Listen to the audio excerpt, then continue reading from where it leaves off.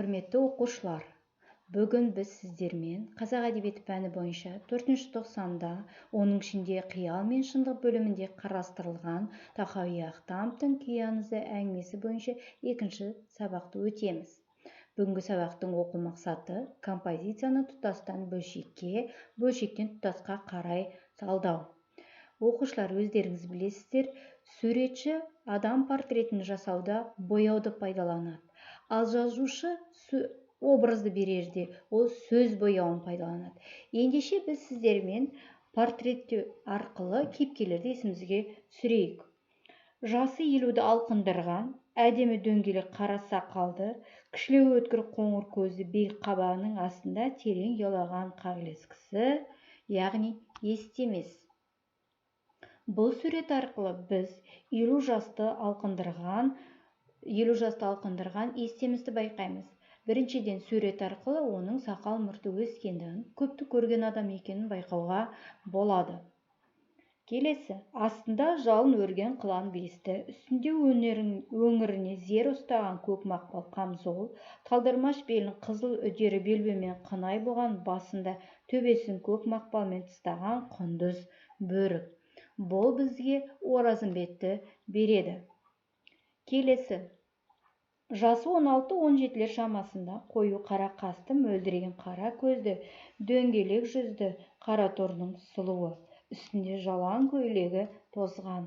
Бұл портрет арқылы біз Жаңғылды бірден табуға болады. Енді осы әңгімедегі әрбір бөлімдерге тоқталайық. Жапандағы жалғыз нар. Сіздерге әңгімеден үзінді беріледі. Сол үзіндіден кейін сұраққа жауап берулеріңіз сұралады. Кенет суалып қалған жырада жалғыз нар көрінді. Жолаушылар үйреншікті мал емес, жапанда жалғыз қалған адам көргендей әлденеден тітіркеніп, аттарын басын тежеп іркіліп қалды. Нардың түрі жүдеу, бүйірі солып, өркеші қамшылар жағына қисая бастаған. Тамыры қураған ағаштай семіп, кішірейіп бара жатқан ірі тұлғасы, күйіс қайырмай, қыбыр етпей тұрған мүсәпір бейнесі, әсіресе телміре қараған жасқа толы үлкен мөлдір көзі екі күйшіге қатты әсер етті. Қазақ әдебиеті оқулығы 121-ші бет. Енді сұрақ, жазушы не себепті нарды осылай сипаттады? Нендей себеп болуы мүмкін? Осы оқулықта берілген бетті пайдалана отыра, тағы да бір рет үзіндіні оқи отыра, жауап беруіңіз сұралады. Жауабын жазбаша түрде тапсыру сұралады. Қараша үй. Нар соңынан әудем жергеріп отырған екі атты Ипан тауынан бергі ылдидағы қайнарда жұпыны ғана жалғыз қараша үйді көрді. Қазақ әдебиеті оқулығы 125-ші бет. Енді сұрақ, қараша үй неге жалғыз? Қалған үйлер қайда? Сіздерге осы әңгімеден үзінді беріледі. Сіздердің міндеттеріңіз осы үзінділердің қайсысы осы сұраққа жауап беретін анықтауларыңыз керек. Үзінділермен танысайық. Бірінші, екі аттыда сау етіп келіп, қарбала сау деп аттан түсті. Қыз бала қаймақпай жолаушылардың қасына келіп, зетпен үйге шақырып, естемесінің тізгінін алып, белдеуге өзі байлады. Әкемнің ұлы жоқ, айып етпеңіздер, деді дауыс сыңғырлап. Екінші нұсқа. Шал аз уақыт тұйықталып, төмен қарап отырды да, бір кезде басын көтеріп алып, естемес шырағым, деді. Өлімнен ұят күшті. Сен келгенде бір тостаған сусын тауып бере алмай, жерге қарап отырмыз. Жоқ, ақсақал, сіз қиналмаңыз. Неге қиналмайын, қарағым? Биылғы жұт елді титықтап кетті ғой. Арқалайтын да, асырайтын да жалғыз нарымыз анау жатқан. Сұрақ сізге түсінікті болса, жауабын жазбаша түрде тапсыру сұралады. Тақырыпты анықтау. Келесі тапсырманы орындау үшін сіздерге әңгімеден үзінділер беріледі. Сол үзінділердің көтерген тақырыбын, яғни бір тақырыбын анықтауларыңыз керек. Бірінші үзінді. Күйшінің саусағы домбыраның сағасына таман келіп безе қағып, күй аз бұлқынып жоғары өрледі де, суырылып барып асқақтап жүре берді. Күйшінің қиналған жерден өтіп кеткенін сезіп, Оразымбет: «Ах, сабазың, шыңыраудан суырып шығарды-ау!» деп сүйсінді. Алдынан кең өріс, алыс қиян ашылғандай, оның да бойы сергіп қалды. Екінші үзінді. Естемес күйге елігіп өзге дүниені ұмытып кетті. Талайдан бері арқаны құрыстатып, кеудені кернеп, булықтырып жүрген нәрсе түйіні шешіліп, қыртысы таралып, жанын сергітіп, әсем сазды күй болып дүниеге келе жатыр. Сарылып іздегені оңай табылып, шиеленісіп қинағаны тез шешіліп, күйші көңілі де күй қанатына ілесіп алысқа самғады. Сәл иіліп, талдырмаш тұлғасы әсем майысқан қыз бұлдырап алыстап, биіктеп кетеді. Сонау көкжиектен сағым арасына сыңғырлап күліп, еліктіре шақырғандай болады. Күйші көңілі соған талпынады. Үшінші үзінді.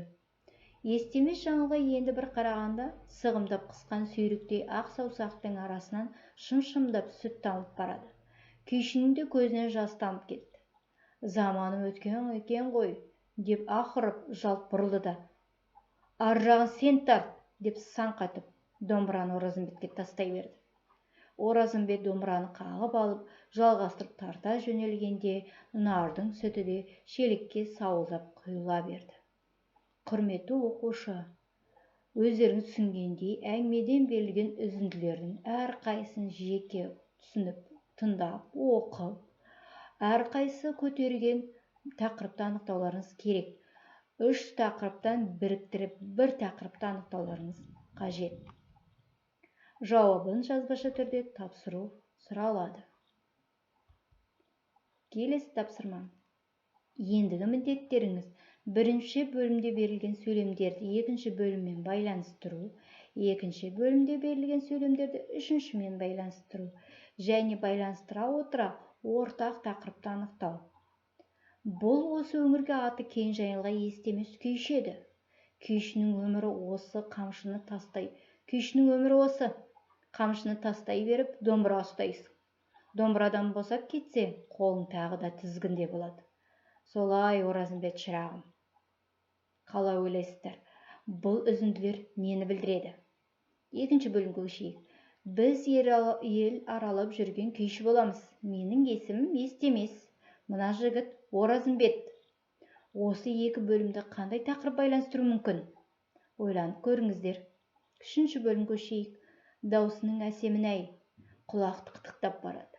Әрі еркін, әрі ибалы, мінезі де оңды екен, деді Естемес ішінен. Естемес жаңылға енді бір қарағанда, сығындап қысқан сүйріктей ақ саусақтың арасынан шым-шымдап сүт тамып тұрды. Екі күйші өнерлеріңді бірдей салыңдар.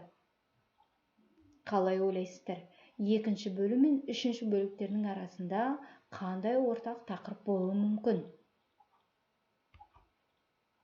Жауабын жазбаша түрде тапсыру сұралады. Енді Пулпс формуласын толтырып көрейік. Біріншіден, әңгіме бойынша өз көзқарасыңызды жазыңыз.